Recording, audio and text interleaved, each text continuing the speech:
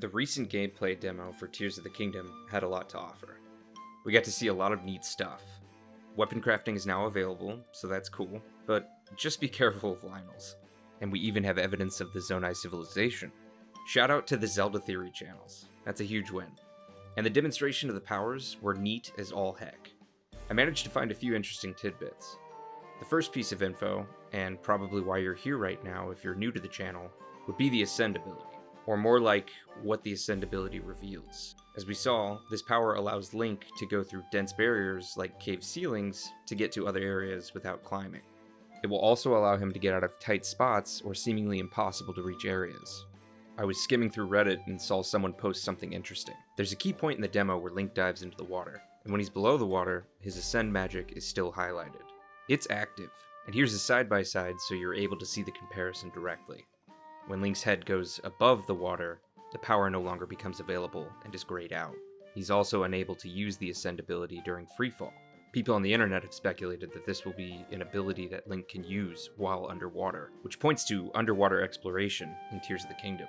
If you look at the map icon at the bottom right of the gameplay demo, you can see that there are 3 coordinates on display: longitude, latitude, and elevation. And we know there will be an underground area of the game. We've seen this in previous trailers. So maybe Link has to put on some heavy boots, and he'll be able to sink to the ocean floor, and then ascend as needed.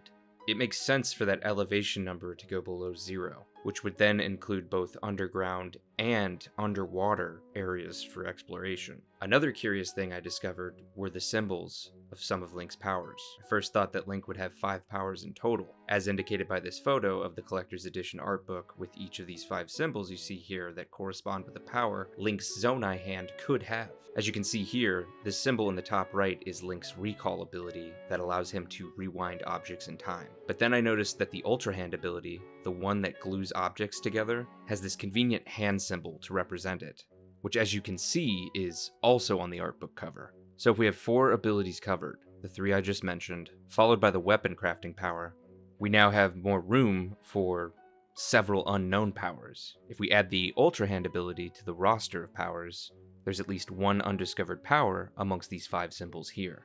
And then we also have these 3 symbols underneath the Ultra Hand symbol.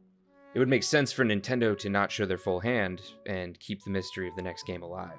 So they're not going to demonstrate all of the powers. That just wouldn't make any sense. There would be no surprise to anything. There would be no excitement generated. Nintendo wants to keep our excitement building.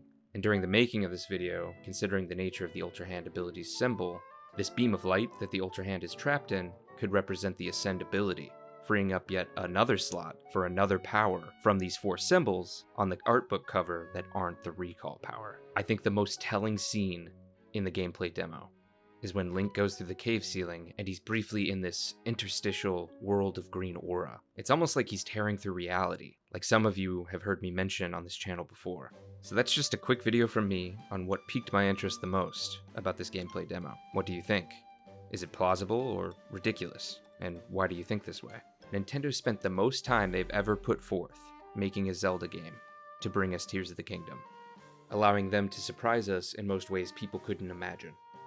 As Aonuma said, there will be an unknown Hyrule for players to discover. And I don't think he was just talking about the sky and the underground areas.